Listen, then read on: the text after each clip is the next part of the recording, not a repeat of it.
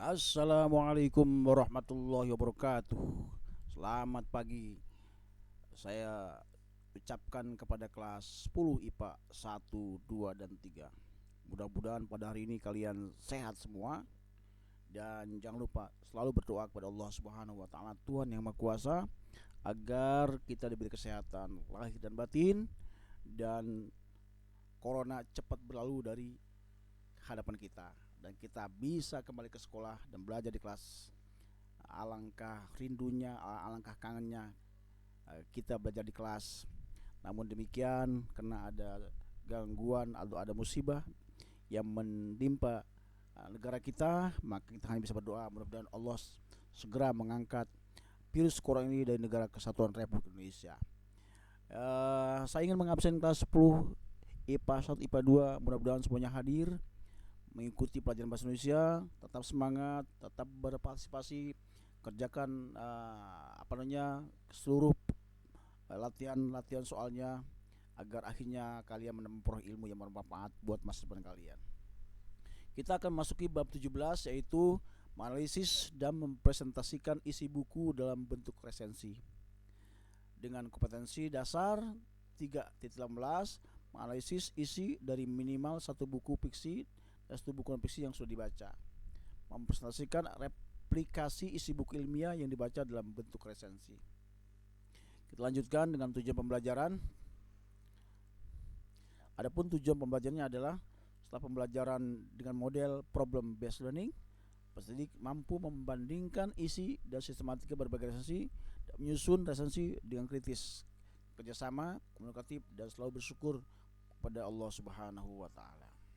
Nah, sebelum kita melangkah lebih jauh, kita akan mengulas apa itu resensi.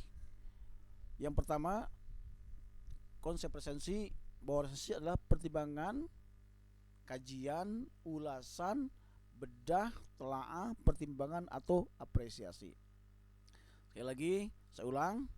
Resensi adalah pertimbangan, kajian, ulasan, bedah, telaah, atau apresiasi. Yang kedua, resensi merupakan penilaian terhadap suatu karya untuk menemukan kelebihan dan kekurangan karya tersebut. Karya itu bisa buku fiksi, bisa buku non fiksi, bisa drama, atau bisa karya-karya yang lain. Berikutnya, resensi karya yang biasa disebut resensi adalah, sekali lagi saya ulang, karya yang biasa dibuat resensinya adalah buku fiksi atau fiksi, film, lukisan, musik, atau karya lainnya. Berikutnya, tujuan utama resensi adalah memberikan informasi layak atau tidak karya tersebut dibaca atau dimiliki oleh pembaca. Kemudian dari sisi resensator, membantu masyarakat perlu tidaknya menikmati memiliki karya tersebut. Hal-hal yang perlu diperhatikan dalam menulis resensi: 1. Sistematika resensi. Ada judul buku resensi, ada identitas buku atau karya, ada sinopsis, ada penilaian, dan ada simpulan. Ini strukturnya. Kemudian, menguasai materi. Seorang resensator harus menguasai materi buku atau karya yang akan dibuat resensinya. Objek resensi, semua karya atau buku. Kemudian, objektif. Jadi resensi dilakukan dengan pendekatan objektif, artinya memerlukan fakta dan data. Dan bahasanya efektif, komunikatif, dan santun. Dan unsur-unsur resensi. Satu, judul resensi menarik pembaca. Jadi judul resensi harus menarik pembaca. Judul tidak sama dengan judul buku asli. Dan judul buku dibuat sebelum atau sesudah. Saya ulang, judul resensi dibuat sebelum atau sesudah resensi dibuat. Dan identitas buku, judul buku, nama pengarang, nama penerbit, tahun terbit, jumlah halaman, harga buku, dan gambar sampul buku. Kemudian sinopsis, resensator menuliskan ringkasan isi buku dengan cermat, sehingga pembaca mendapat gambaran isi buku secara utuh. Oleh sebab itu, sebelum kita membuat resensi sebuah buku fiksi atau non fiksi, baca dengan tuntas buku tersebut, pahami isinya, kemudian pahami kekurangan dan kelebihannya. Setelah itu baru kita buat resensi.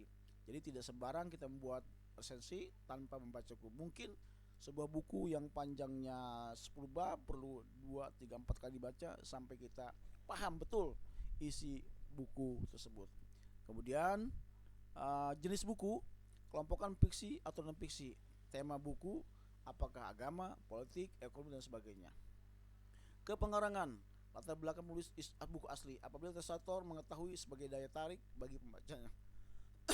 Saya ulang, kepengarangan merupakan latar belakang penulis buku asli. Apabila sensator mengetahuinya sebagai daya tarik bagi pembacanya. Jadi mungkin saja satu pengarang telah membuat buku 2, 3, 4, 5 judul, maka perlu disebutkan sebagai daya tarik.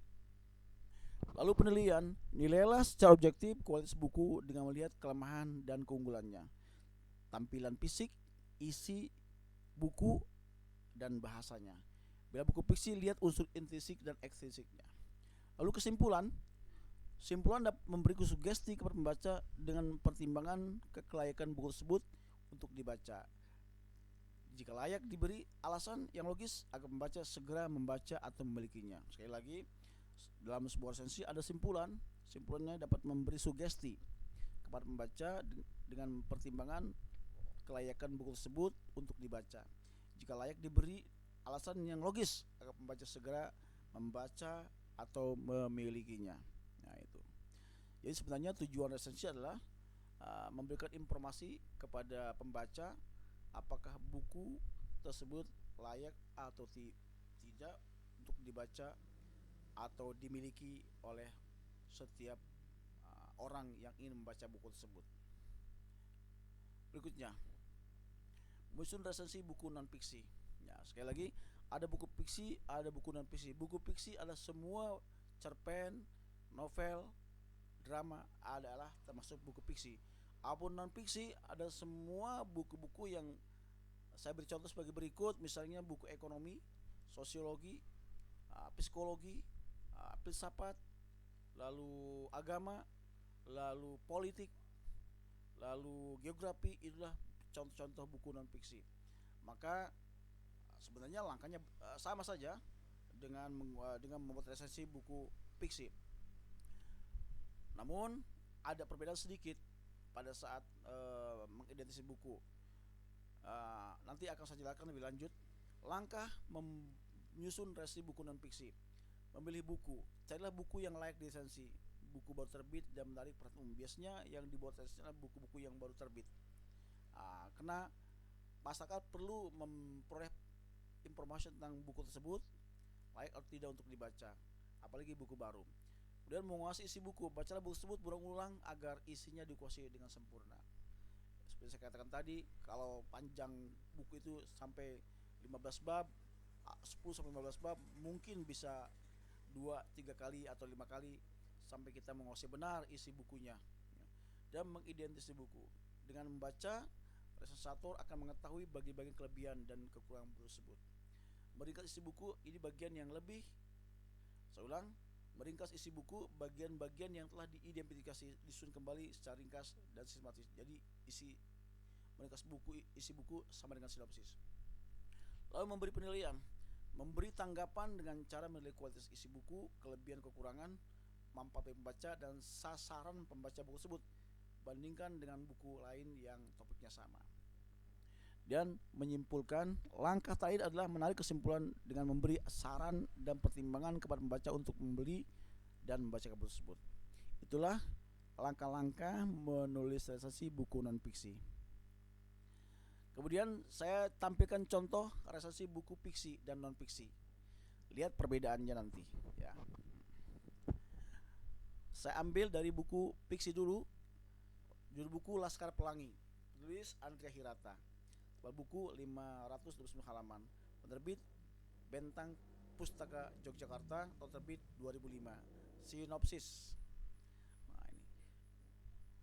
Laskar Pelangi merupakan novel fiksi yang ditulis oleh Andrea Hirata. Novel tersebut mengisahkan tentang kehidupan 10 anak di Pulau Belitung, Provinsi Bangka Belitung yang saling bersahabat. Orang tua mereka memiliki profesi yang sama, yaitu penambang timah. Meskipun hidup di tengah kemiskinan, mereka tetap bersekolah untuk menimba ilmu. Keadaan sekolah mereka cukup memprihatinkan dan tidak layak huni.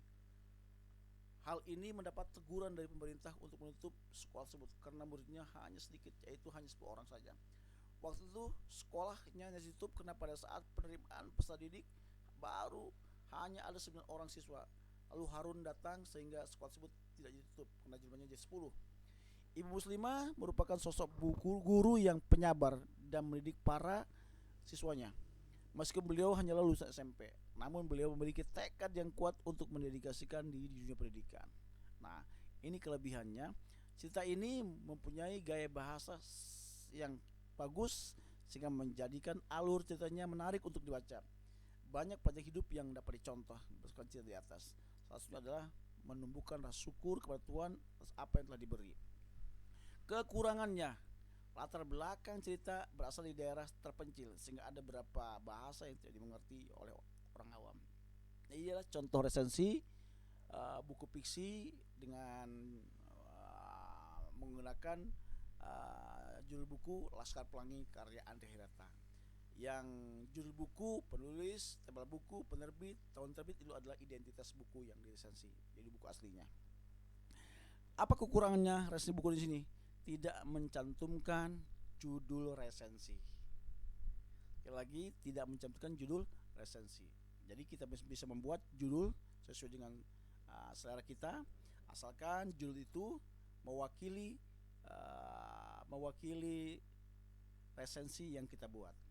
Sekarang resensi buku non fiksi. Saya ambil judul buku Pengantar Pisah Pendidikan, tulis buku Dr. Uyoh Saidullah MPD, penerbit Alpha Beta Sepi, cetakan kedua, awal buku 183 halaman, terbit 2004. Sinopsis pengantar buku Pisah Pendidikan. Pendidikan merupakan kegiatan yang hanya dilakukan oleh manusia yang mencakup semua pengalaman serta pemikiran manusia tentang makna dan pendidikan. Tentang makna dari pendidikan. Pendidikan sebagai satu praktik dalam kehidupan sama halnya dengan kegiatan kita lain, seperti kegiatan ekonomi, agama, hukum, dan lain-lain. Selain itu, kita sebagai manusia juga dapat mempelajari pendidikan secara akademik, baik secara empirik yang bersumber dari pengalaman seseorang maupun dengan jalan perenungan. Yang pertama kita sebut sebagai praktek pendidikan, sedangkan yang kedua disebut dengan teori pendidikan. Nah, ini sinopsisnya. Kelebihan buku ini mampu memberikan informasi tentang sumber nilai dan bagaimana manusia dapat memperoleh nilai tersebut. Karena pendidikan pada dasarnya tidak dapat dipisahkan dengan nilai. Kekurangan buku ini kurang memberikan pemahaman bagi pembaca, khususnya bagi pemula, sehingga pesan yang mau diutarakan oleh pengarang tidak tersampaikan pada pembaca. Ini kelemahan atau kurang isi buku. Saya yakin kalian sudah paham semua tentang contoh resensi buku fiksi dan resensi buku non fiksi. Saya persilahkan kalian nanti membuka buku Kemendikbud tentang resensi buku fiksi dan non fiksi. Bahkan kalian bisa membuka atau bisa googling tentang contoh-contoh resensi, bahkan cara membuat resensi buku fiksi dan non fiksi.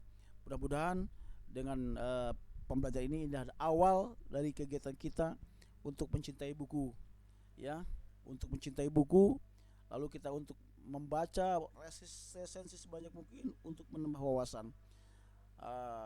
Dan akhirnya kita menjadi seorang resensator yang profesional, yang bisa mendatangkan penghasilan buat kita.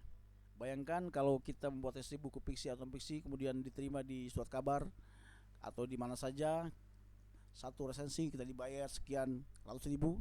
Kalau kita tiap minggu atau tiap bulan 5 sampai 10 membuat resensi buku baik fiksi atau fiksi dan lalu kita publikasikan di majalah atau di internet atau di koran, maka ada pemasukan. Ini dari segi produktivitas kita dalam menulis resensi, menghasilkan sesuatu yang bermanfaat buat kita. Demikianlah, semoga kalian semua bisa memahami pelajaran yang saya sampaikan tentang resensi buku fiksi dan non fiksi, dan akhirnya kalian menjadi seorang penulis resensi yang baik. Demikian, mohon maaf kalau ada kekurangan, silahkan. Ada pertanyaan silahkan nanti hubungi saya. Nanti kita akan coba dengan menggunakan Zoom. Demikian, assalamualaikum warahmatullahi wabarakatuh.